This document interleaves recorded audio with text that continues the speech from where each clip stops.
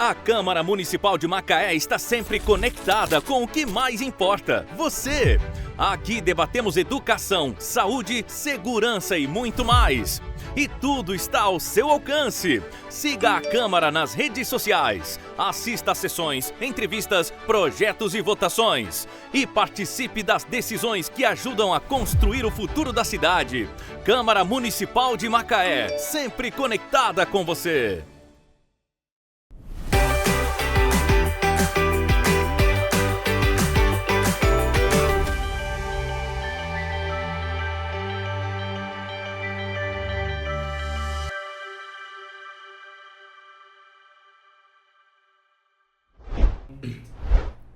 Fala galera, beleza? Ó, aqui é Felipe Bahia e como sempre, tô nesse programa maravilhoso que é o Macaé da Gente. Mas antes de eu falar do nosso convidado, foi um cara que eu esperei, observei, dei uma olhadinha no Instagram dele ali, porque eu sou fã de verdade. Antes disso, queria pedir pra vocês, pra não se esquecer, de se inscrever em todos os arrobas da Câmara de Macaé. No Instagram, no Facebook, no X, que agora não é mais Twitter, é X agora... No X, no Orkut, se tivesse Orkut hoje em dia, teria uma comunidade do nosso Macaé. Eu sempre falo isso, saudade do Orkut, por sinal. E hoje eu tô com ele aqui, cara. O cara que é tricampeão brasileiro. De quê? Vou deixar ele falar daqui a pouquinho, gente. Tricampeão brasileiro, representou o Brasil nas Olimpíadas lá no Uruguai, Paraguai. Mano, eu tô com um cara aqui que, pô, é fera demais no futebol. Mas é no futebol digital, gente. Ele, Gabriel Franja. Você sabia seu nome. Eu com ele, Gabriel Franja. E aí, cara, seja muito bem-vindo ao programa. Vai ser uma conversa muito boa. E agora, antes de começar tudo, uma pergunta que eu sempre gosto de fazer para todos os convidados. Quem é o Gabriel Franja fora dos videogames, fora dos palcos, fora do Instagram? Bom, primeiramente queria agradecer pela oportunidade aqui do Macaé da Gente, por estar dando espaço para que eu possa falar um pouco sobre o esporte, sobre a modalidade que é uma modalidade nova, né? E que muitas pessoas ainda não sabem muito o que é. E cara, respondendo a sua pergunta, eu sou uma pessoa muito tranquila, família, gosto de ficar em casa, jogando, viajando também, conhecendo novas culturas, novos lugares. E, cara, eu acho que é isso. Uma pessoa muito tranquila. Não gosto de ficar saindo. Prefiro focar ali mais na minha atividade, na minha modalidade e continuar jogando. Como é que você conheceu o futebol digital, cara? Cara, já vem de muito tempo. O meu padrasto sempre teve videogame. Quando eu era criança, então ele sempre gostou de jogar. Na época era o Bomba Pet que ele jogava, depois ele... Bomba Pet, aquela musiquinha brasileira, né? Depois ele começou a jogar o PES 2008, 2009, ele sempre teve videogame. A gente teve o PS2, depois PS3, depois o PlayStation 4. E aí eu sempre tive um contato, via ele jogando com os amigos e sempre gostei, só que na época era muito ruim, criança ainda, apanhava direto de todo mundo. Era algo muito... que eu não imaginava, né? E aí, cara, eu comecei a jogar competitivamente lá em 2017, início de 2018, que aí o meu padrasto, ele começava já a trabalhar durante o dia e eu ficava só jogando. Chegava da escola e ficava jogando. E aí não tinha pretensão nenhuma. E aí ele me inscreveu numa competição aqui em Macaé, ali nos Cavaleiros. E aí nessa competição eu cheguei na semifinal. Só que eu não sabia que tinha uma comunidade sobre isso, eu não sabia que pessoas jogavam. Pra mim eu ia ali pegar algum grupo ali de adolescentes, jogar e já era. E o organizador do campeonato era meu professor de história, meu antigo professor de história. E aí, cara, ele falou comigo, pô, que legal que você chegou na semifinal, você sabia que existe um mundo, que a gente viaja, eu normalmente pego a galera que é os melhores jogadores daqui de Macaé e começo a levar eles pros estados, eu posso falar com sua mãe também, pra começar a te levar e se você quiser, se você gostar, você vai evoluindo, eu acho que você tem uma margem muito grande. E aí foi assim que eu conheci, aí eu deslanchei, comecei a jogar as competições. E quando você percebeu que o videogame poderia ser uma profissão, cara? Então, foi quando o meu padrasto, ele tinha um videogame dele, e aí eu sempre sonhei em ter o meu, né? E aí depois desse campeonato que eu cheguei na semifinal, eu ganhei um dinheirinho, mas não era o suficiente ainda pra comprar o PlayStation 4. E aí, esse meu ex-professor, ele me colocou em alguns grupos de futebol na época, no WhatsApp. E aí eu comecei a participar dos campeonatos online. E aí eu comecei a ganhar também. E aí tava ganhando dinheiro, era pouco ainda, mas tava começando a ganhar, já tava começando ali a sonhar com o PlayStation 4. Pô, agora eu botei meu PlayStation 4, vou colocar aqui no meu quarto. Meu padrasto vai chegar do trabalho, eu vou poder jogar à noite. E aí eu vou conseguir me dedicar mais. E aí foi que eu comecei a ganhar dinheiro. Aí já comecei a sair final de semana, comer alguma coisinha com o dinheiro que eu ganhava no campeonato. E aí só fui evoluindo, entendeu? Aí eu comecei a ver que eu tinha uma margem ali pra sonhar, pra começar a ganhar dinheiro de verdade. E qual foram os primeiros desafios, cara, dessa profissão? Os primeiros desafios que você parou assim, caraca, eu tenho que passar por isso pra eu conseguir chegar nisso. Cara, eu acho que primeiro a questão da estrutura. Na época que eu comecei, eu podia ter uma estrutura básica. E aí, comprar o PlayStation 4, aí eu já tinha que ter uma internet só pra mim. Depois eu tinha que, por exemplo, eu não tinha patrocínio nenhum pra viajar. Então eu tinha que tirar do meu bolso pra viajar, pra jogar Campeonato Capixaba, Campeonato Mineiro, Campeonato Carioca, o Brasileiro também. As federações, elas não pagam pra você ir, você tem que ir por conta própria, você só conquista a vaga. Então esses foram os principais desafios. Então, com o dinheiro que eu ia ganhando nos campeonatinhos online menores, eu ia juntando pra poder fazer as viagens maiores. A gente ia de carro, já viajei pra muito lugar de carro. Já fui pra Espírito Santo, já fui pra Minas Gerais, a gente pegou 15 horas pra Minas Gerais, subindo serra, de madrugada, pegando névoa. Já fui pra São Paulo, já fui pra Porto Alegre também, Santa Catarina. E aí é um desafio, né? Você tirar do seu bolso, não sabendo se você vai voltar com a premiação, se você vai ganhar. Ter um dinheiro ali pra você também, porque eu não pedia nada pros meus pais, né? Então aí eu comecei a ganhar os campeonatos pra começar a investir. Você sempre foi independente, né? Quando Sim. você percebeu que ali tinha um caminho pra você ganhar dinheiro. Sim, a partir do momento que eu comecei a conquistar os campeonatos, que eu comprei meu Play 4 e comecei a pagar minha internet, aí já foi uma coisa totalmente independente. Aí eu já tava ali me sustentando nessa parte do jogo, entendeu? Eu morava com meus pais, mas na parte do jogo já tinha uma estruturazinha básica. Você foi um cara que passou pelo Atlético, pelo Bahia, pelo Corinthians, pelo Vasco também, profissionalmente. E qual foi a experiência que você conseguiu tirar de cada clube desse? Cara, eu comecei profissionalmente, eu joguei pelo Vasco em 2021, que foi o primeiro título que eu conquistei, que foi o Campeonato Brasileiro da CBF-DB. Depois eu passei pelo Bahia. Depois eu passei... O melhor time do Brasil, só pra deixar claro. Eu representei o Bahia em 2 vezes no Brasileirão. Depois eu representei o Atlético Paranaense, também no Brasileirão. Representei o Corinthians, foi uma experiência muito legal. E agora pude voltar pelo Vasco para conquistar o título que antes eu não tinha conquistado, que eu tinha ficado 2 vezes na vice-colocação. Cara, foi uma experiência muito bacana, tanto porque eu não sabia a dimensão da torcida e também como eles me receberiam. A gente estava trocando uma ideia nos bastidores sobre a dimensão que é o esportes hoje, como movimenta tantas pessoas. E, jogar pelo Vasco, você vê uma torcida apaixonada, você já começa a tirar uma experiência ali de, cara, não posso fazer isso, tenho que ficar mais tranquilo ali, tenho que me cuidar, tenho que me dedicar, eu tenho uma responsabilidade aqui para jogar, para representar o clube, para ir bem, tantas pessoas assistindo. E isso foi em todos os clubes que eu passei, no Bahia também, foi uma recepção muito legal, muito acalorada.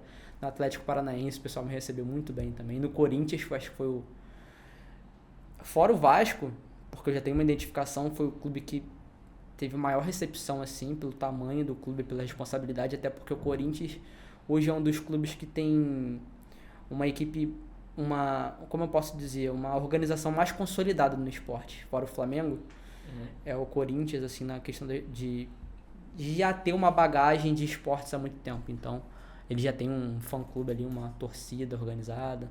Então, foram essas experiências, foi muito legal. Uma dúvida que eu tenho, pessoal. Como é essa representatividade em cada clube? Vamos lá, você representou o Bahia. Você chegou aí na Bahia, a conversar com alguém, Você foi no clube, conheceu jogadores. Como é que é cada time que você representa? Como é que é essa experiência? Pô, tô representando o Bahia, vou lá em Salvador, vou conhecer a galera, vou conversar com o direito do clube. Como é que funciona? Porque realmente eu sou leigo nessa... Então, depende do clube que você está representando. Por exemplo, com o Vasco a gente tinha um contato direto com a organização, com a diretoria. Então era muito mais fácil para a diretoria levar a gente, que era do Rio, né? Para lá, para São Januário, para a gente fazer uma ação de marketing, para a gente gravar Media Day. Então é bem mais fácil. Com o Bahia, eu ganhei a seletiva e o Bahia nunca teve time de esporte. Ele só é mais ali pro futebol, né? Então eu acredito que a diretoria em si, ela não conhecia muito e era só um campeonato que eu iria representar. Então pra Bahia eu não fui. Eu ganhei a seletiva do Bahia e fui pra sede da CBF representar o Bahia na competição, né? E fiquei em 4º lugar. E depois eu fui representar o Corinthians, que aí eu fui pra São Paulo.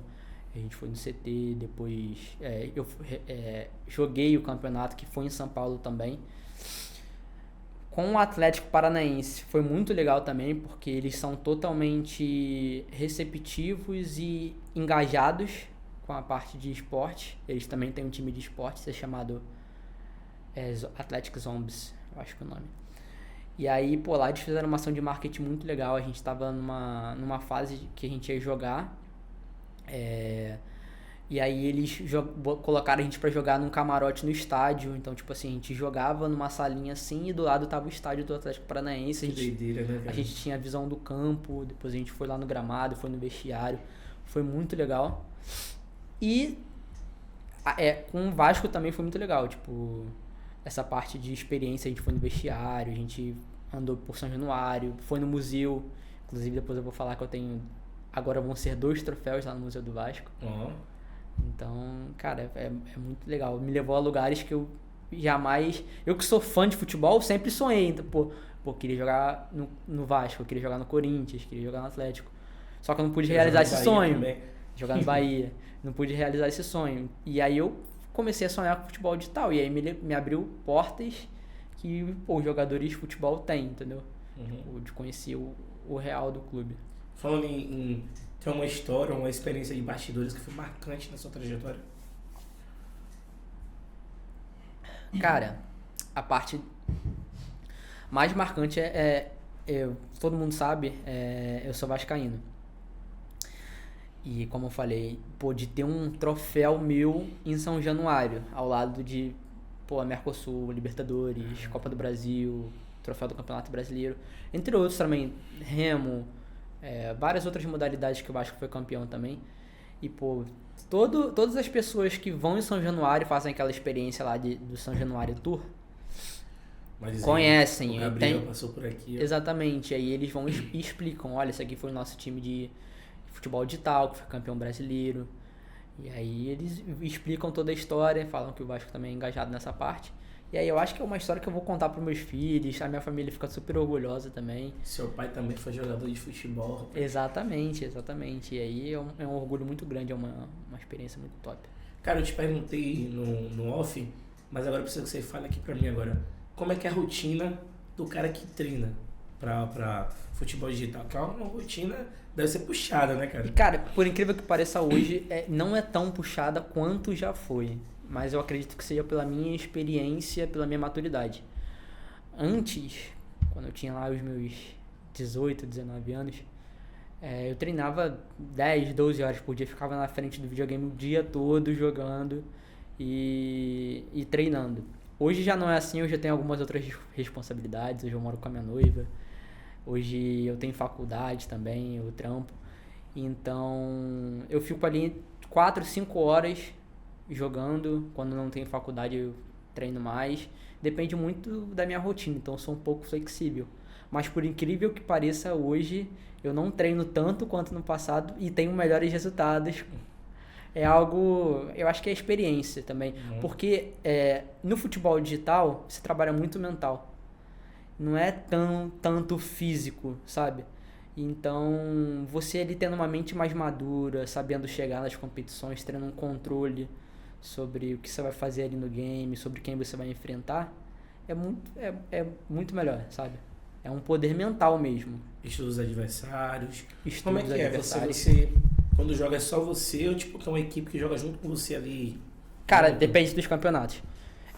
Depende do calendário. Existem campeonatos que são 3 versus 3, que aí é um estilo de jogo que exige muito entrosamento da equipe, porque, por exemplo, eu tô com a bola e aí tenho 2 parceiros que também estão jogando. Então eles vão dando opções dentro do campo pra gente fazer triangulações, pra gente fazer jogadas. Tal como defensivamente. Eu dou o bote, eles 2 têm que ficar ali marcando. E aí o campeonato que eu acabei de ser campeão é dupla. Então 2 versus 2. Dupla já. É loucura. É bem legal. Tem que ter um entrosamento muito legal.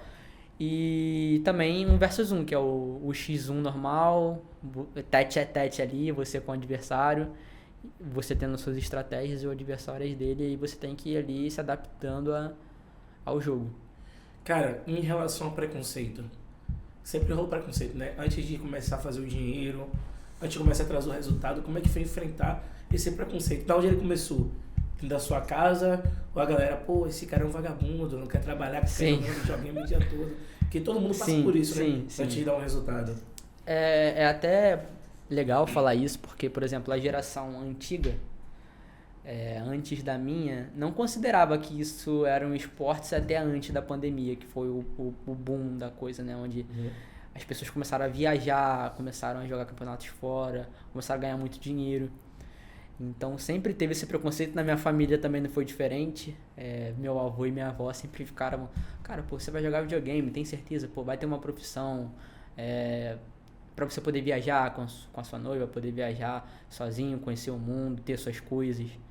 E aí, quando eu comecei a ganhar dinheiro, quando eu comecei a aparecer no Sport TV, quando eu comecei a jogar as grandes competições, igual eu fui pra Rússia recentemente, aí eles deram uma, tipo assim, pô, realmente isso é uma profissão, é legal, pô, olha, ele tem um troféu em São Januário, olha os clubes que ele passou, eles ficam totalmente orgulhosos. Aí começa a entender, né? Você começa ali a ter uma conversa, você também tem que mostrar resultados, né? Senão aí eles vão continuar falando. E aí quando eu comecei a mostrar resultados, aí foi mais fácil deles entenderem. Vamos lá, Gabriel. Gabriel, você é tricampeão brasileiro. Qual desses 3 títulos teve mais peso pra você, cara? O que foi o mais suado? Cara, o último. O último por ser a maior competição que tem mais credibilidade hoje no cenário, que é uma competição organizada pela CBF, né? E eu sempre joguei essa competição. Ela já teve alguns modos. Começou no 1 versus 1, depois 3 versus 3, agora dupla. Então, teve essa parte de eu me adaptar. E aí, depois que eu fui campeão, foi um campeonato que, quando eu comecei, eu já sonhava em ser campeão. Eu conquistei outros. Mas essa foi o principal campeonato assim, que eu zerei o game. Porque eu fui campeão nas 3 federações. Existem 3 federações no Brasil. A CBF-DV, o EGOL e a CBF, que é o maior órgão de futebol que a gente tem aqui no Brasil. E aí eu já passei pelo Vasco, já joguei essa competição e bati na trave 2 vezes. E depois passei pelo Bahia na mesma competição também, e depois pelo Atlético Paranaense. Mas não teve preço ser campeão agora. E juntamente com o meu amigo que começou comigo, ele é lá do Paraná. A gente sempre foi visto como revelação assim antigamente. E depois de tantos anos já nos enfrentamos, inclusive ele me ganhou uma final do Brasileirão, ele pelo Atlético Paranaense e eu pelo Vasco.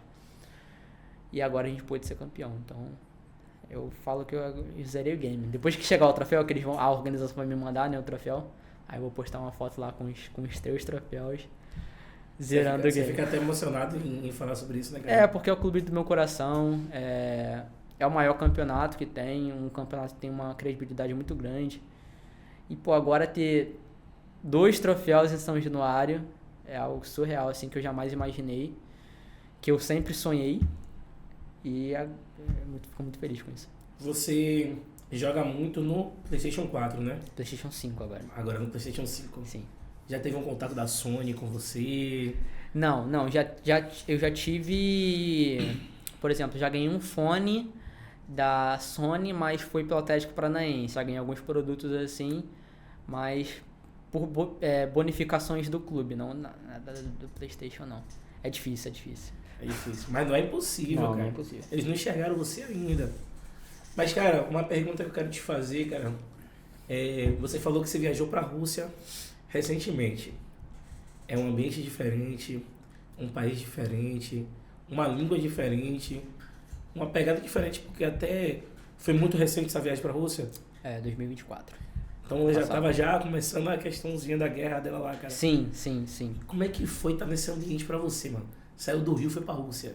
Como é que foi essa experiência, cara? Cara, foi uma experiência muito...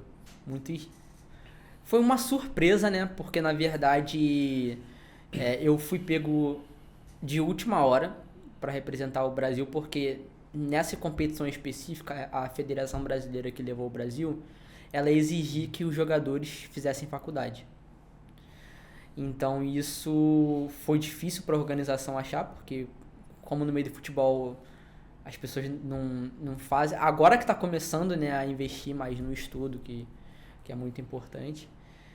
E, cara, foi muito estranho porque eu vendo, né, que estava começando a guerra, estava uma situação meio perigosa lá. Eu fui e perguntei, cara, como que é, onde a gente vai ficar, como vai ser isso, quantos dias eu vou ficar, quão perto eu estou da guerra, quais probabilidades que tem deles atingirem a cidade.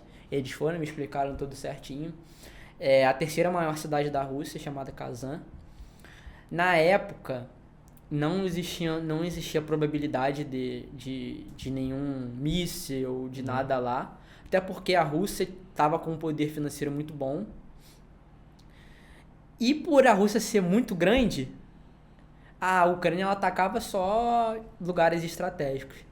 Então, eles me explicaram isso, eu fiquei mais tranquilo.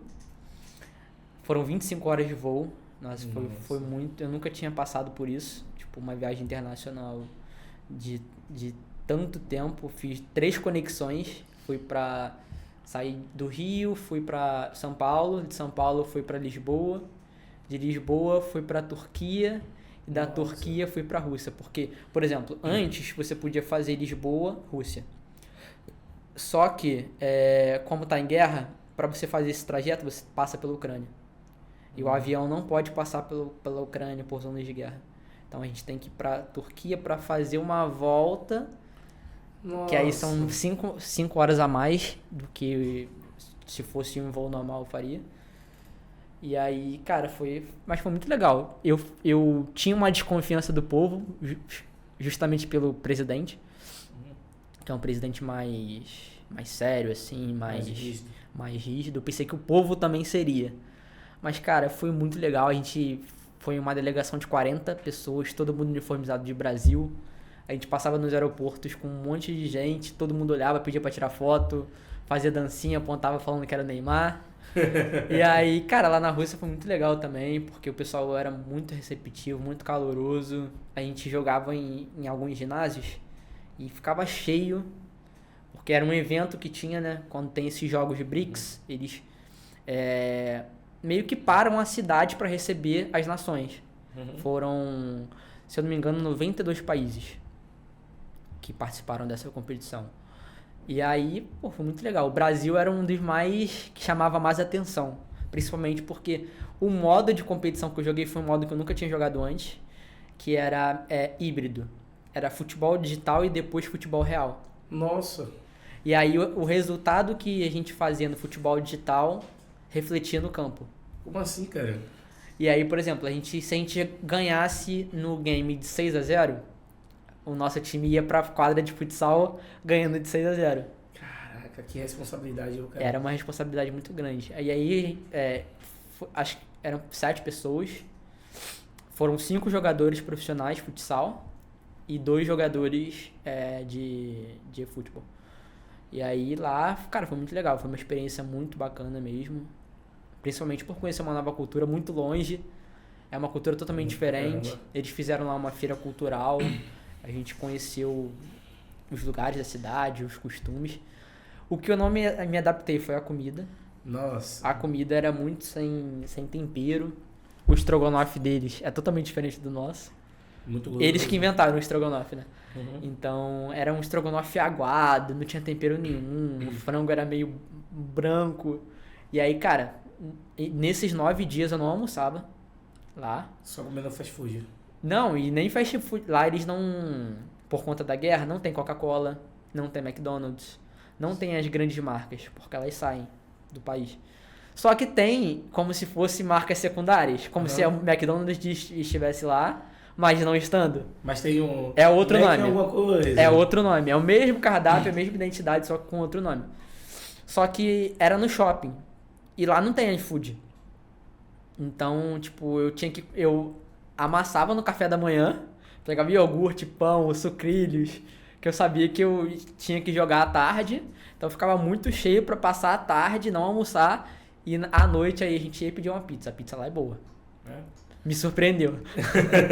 Cara, qual é a maior pressão psicológica, você tá falando da Rússia, de uma competição internacional em alto nível, cara? Ah, representar o Brasil, cara. Quando você coloca a camisa ali da amarelinha e você vê em torno ali, pô, você vê que você tá representando um país, que tem tanta gente que queria estar no seu lugar ali, que tá te assistindo, os próprios jogadores profissionais também que queriam aquela oportunidade. Então você encara mesmo como a oportunidade única na sua vida, que você tem que representar, você tem que ir bem, pô, é o seu país, é a sua família que tá ali torcendo por você, são as pessoas que querem que você ganhe. Então é uma responsabilidade muito grande, mas que hoje já é normal pra mim. Na minha primeira vez em Assunção, quando eu fiquei um pouco mais nervoso, porque era a minha primeira vez internacionalmente falando e representando o Brasil. Uhum. Aí depois que eu passei por essa experiência, aí eu adquiri mais, e aí na Rússia foi muito mais tranquilo. E como é que você enxerga o crescimento do esporte, especialmente o futebol digital, aqui no Brasil, cara? Cara, melhorou bastante desde que eu comecei. Por exemplo, quando eu comecei não existiam clubes que tinham jogadores profissionais, não existiam campeonatos, eram poucos campeonatos que pagavam premiações boas, que também auxiliavam atletas. Quando eu comecei era mais organizado em lan house os campeonatos, a galera ali jogava da região. Já fui uma vez, já pedi um dinheiro muito rápido, cara.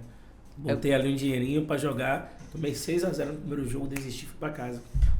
O campeonato carioca que a gente considerava era a Copa Zico, que o Zico também teve um momento que ele investiu nessa parte do futebol digital. Então hoje, cara, como a gente estava conversando também, hoje o público de esporte passa de 500 milhões de espectadores aqui no Brasil. É uma modalidade que já ultrapassa esportes tradicionais como futebol. A gente estava até fazendo uma comparação, por exemplo, na Série B. Na Série B hoje um jogo, uma final de campeonato, uma semifinal de Major, de campeonato de League of Legends, você pega ali 1 milhão, 2 milhões de pessoas assistindo. Então é algo que atingiu um patamar muito absurdo, movimenta bilhões durante o ano, bilhões de dólares. E no futebol não é diferente. O futebol digital é uma modalidade recente ainda, comparando com essas modalidades, por exemplo, o CS, o League of Legends, o Dota. Ainda jogam Dota ainda, cara? Jogam, pô. O Dota, se eu não me engano, é o segundo esporte que mais paga premiações no mundo atualmente. E aí, o futebol é recente, mas tem se desenvolvido e tem se profissionalizado cada vez mais, tendo mais oportunidades no calendário, mais competições, essas viagens agora. Antes a gente parecia impossível. Antes você não ia para representar o Brasil numa Copa do Mundo, um campeonato BRICS. Era algo surreal, que hoje está cada vez mais por conta também de ter se regularizado como um esporte olímpico. Então, eu acredito que isso abriu portas para que mais marcas, mais campeonatos viessem. Você falou de futebol na Olimpíada, cara. Como é que foi a sua experiência na Olimpíada, cara? Fala assim, caraca, eu tô nos Jogos Olímpicos representando a seleção, cara. Cara, então, eu não tinha dimensão, porque foram as Olimpíadas Sul-Americanas, né? Não tinha dimensão do que era, de quantas pessoas iriam, de como seria, mas foi surreal, cara. A gente foi em Assunção, a gente passou por todos os estádios de futebol. do país. Foi um evento assim também, igual o da Rússia. Eles pararam a cidade em função da Olimpíada. Tinham obras incríveis, pistas de skate, ginásios que eles construíram, estádios para natação. Então foi algo muito legal. Foram menos pessoas, foi eu e mais uma jogadora de futebol virtual. Mas foi uma experiência também muito bacana. E na sua opinião, o que é que falta ainda para o esporte, seu esporte, explodir de vez, cara, na mídia? Como jogador, o que é que você acha? Cara, eu acho que o principal ponto hoje que precisa ser desenvolvido no futebol digital, principalmente no meu jogo, é o calendário. Ter um calendário mais específico, mais segmentado, com competições certas no ano, porque muitas das vezes a gente é pego de surpresa. Por exemplo, esse campeonato que eu ganhei, o Brasileirão, a gente não tinha nenhuma previsão durante o ano qual data seria, quando a gente precisaria se preparar, quando seria realizada a competição. A gente fica sabendo, 2 meses antes. Isso aí é ruim até para as marcas também, porque as marcas, elas... Pô, você tem quantos campeonatos do ano? Certos eu sei que eu tenho 5 grandes.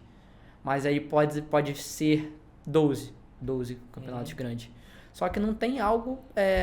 Não tem data assim, vai começar... Exato. A gente sabe porque, como a gente é profissional, a gente tem uma previsão. O Brasileirão sempre acontece no final do ano. O Campeonato Brasileiro da CBF-TV acontece no início do ano. Então a gente tem essa previsão. Mas não é algo certo. O que nos outros esportes sempre tem. Por exemplo, você pega no CS, você tem aquele ESL que eles chamam os qualifiers pro Major direto. Todo mês os caras estão em um país jogando. E aí, mundial, eles têm 2, 3 por ano. Entendeu? Então, é algo que ainda precisa ser... Mas que está melhorando cada vez mais. Surgindo mais federações, mais competições, mais viagens. E aí, cada vez mais melhorando. Por exemplo, o Cristiano Ronaldo agora, a partir do ano passado, ele começou a investir. Ele montou a Copa do Mundo de Esporte. E aí, tem futebol digital, tem CS, Rocket League... Tem vários esportes. E aí, com essa criação, com esse investimento deles, dos árabes, que estão investindo, se não me engano, acho que eles investiram 1 bilhão esse ano nessa parte de premiações, de estrutura. Eles montaram vários ginásios, vários estádios para esportes. Inclusive, esse ano, eu acho que fica pronta a cidade de esportes. Eles montaram uma cidade para, justamente quando ter essa Copa do Mundo, as pessoas puderem se alojar lá, ficar lá, treinar, ter um centro de treinamento. Como se fosse aqui, por exemplo, na Olimpíada do Rio, teve alguns edifícios que foram construídos, estádios. Então, é isso. E hoje em dia você está vivendo somente do esporte digital? Cara, eu poderia estar vivendo, tenho amigos que vivem também, só que para isso eu teria que fazer lives, teria que investir mais no conteúdo digital e parar de focar nos campeonatos, que é o que eu amo. Eu sou muito movido pela competição. Só pela diversão ali, pelo entretenimento, eu não estaria no mercado ainda. Então hoje eu tenho meu trampo, hoje eu faço faculdade, mas ainda tô jogando.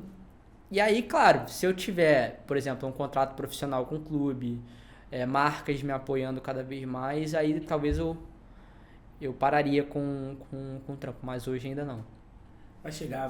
Vai chegar o momento. Vamos falar... Já a prefeitura já me ajuda bastante, né? E entrando nesse assunto agora, vamos falar sobre o Bolsa Atleta, cara. Como é que o Bolsa Atleta entrou na sua vida, cara? Cara, esse meu professor de história que me ajudou muito no início, para eu iniciar minha carreira, ele sempre foi envolvido sempre soube coisa de política, assim, né? Sempre gostou. E aí, depois que a gente foi campeão brasileiro em 2021, e aí voltou o Bolsa Atleta, porque o Bolsa Atleta ficou parado um tempo, né? Acho que ficou uns 4, 5 anos parado. Na cidade não tinha. Eu nem sabia que existia, na verdade. E aí pintou a oportunidade. Fui campeão brasileiro, tinha contato com a federação, só que eu não imaginava que eu poderia... Eu falei, cara, eles não vão dar atenção pra um esporte que não é físico, sabe? E aí o Fabrício ele falou, cara, eu acho que você pode tentar. Você tem as documentações, você tem a regulamentação com a federação, você acabou de ser campeão brasileiro representando a cidade, então é algo que vai também te dar sabe, algo bom pra entrar. E aí eu apliquei. Levei as documentações e aí consegui passar, cara. Consegui passar, graças a Deus. E aí é algo que existe o Gabriel atleta antes do Bolsa Atleta e depois do Bolsa Atleta. Depois do Bolsa Atleta, comecei a investir em estrutura. Hoje tem uma estrutura bem legal, o meu estúdio, com os meus equipamentos. Eu pude comprar meu PlayStation 5 com o Bolsa Atleta. Eu pude investir em monitores, controles. Controles, pra quem não sabe, é como se fosse a chuteira no futebol real, né? Então, controle eu tenho que ficar trocando de 3 em 3 meses porque não dura na minha mão. Como são movimentos muito rápidos e rotineiros, isso gasta muito controle, quebra o controle, entendeu? Aí você vai trocar uma peça, depois a peça tá ruim, então é melhor você comprar um novo. Então é algo que não dura na minha mão. E aí, foi algo que mudou totalmente minha trajetória. Eu já tô no Bolsa Atleta há 4 anos. E também graças aos meus resultados, porque eu tenho certeza que se eu não tivesse continuado sendo campeão, talvez eu não estaria no patamar que eu tô hoje. E, cara, é uma iniciativa assim que eu vejo comigo, porque a partir do momento que eu comecei a ter o Bolsa Atleta, eu tive muitos resultados positivos. E também eu vejo com outros atletas. Pô, a gente tem uma atleta de atletismo, que ela representa o Brasil, acho que no Sub-14, Sub-16, aqui da cidade. Tem o Silas também, que é a parte do ciclismo. Então você vê que a galera tá arrebentando, principalmente no jiu-jitsu, nas lutas, assim. É um apoio que Você tem muito contato com essa galera também? Eu tenho com o Silas, mas eu sigo os outros atletas também. E como é que é, cara? Quais são seus planos pro futuro? Que eu ia te perguntar qual era o impacto do que o Bolsa Atleta trouxe para você, os projetos que ele te ajudou a concluir, mas eu quero saber quais são os seus planos pro futuro. O que é que vem aí pela frente que a gente pode esperar do Gabriel? Cara, continuar competindo e representando a cidade. Tô longe do meu auge. Por mais ter sido campeão brasileiro, acho que tem muita coisa pra fazer ainda. Tenho muitos sonhos, tenho vontade de voltar ao Mundial, de continuar sendo campeão, tendo cada vez mais títulos. Viajar pra fora também, pra competições. Eu acredito que seja isso, cara. O que vocês podem esperar de mim é, enquanto eu tiver raça, enquanto eu tiver vontade ali e estiver bem competindo, vocês podem sempre acreditar em mim que eu vou estar levando o nome da cidade, do Rio de Janeiro, pro melhor lugar possível. Cara, a gente tá chegando no final do programa. Infelizmente passou muito rápido. Passou rápido. Eu quero que você deixe suas considerações finais, sua rede social. Essa câmera é sua aqui, cara. Pode falar o que você quiser. Bom, pessoal, já falei, mas gostaria de agradecer novamente pela oportunidade. O Macaé da gente é um portal que é muito legal, que me abriu para poder falar um pouco sobre o esporte, explicar para vocês um pouco da minha história, um pouco da modalidade.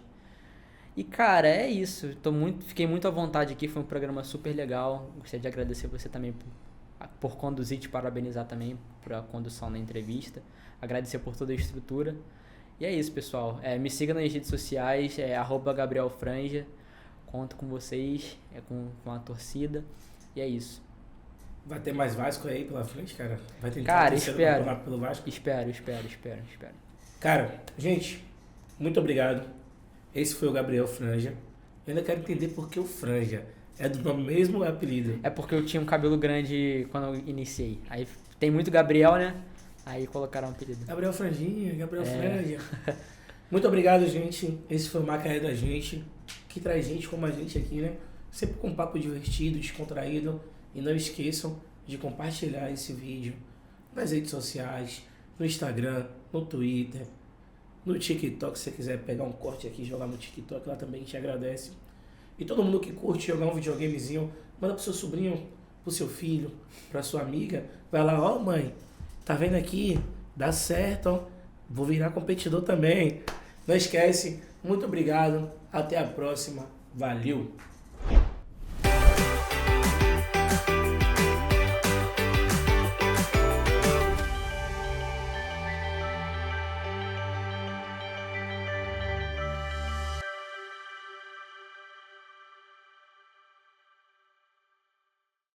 A Câmara Municipal de Macaé está sempre conectada com o que mais importa: você.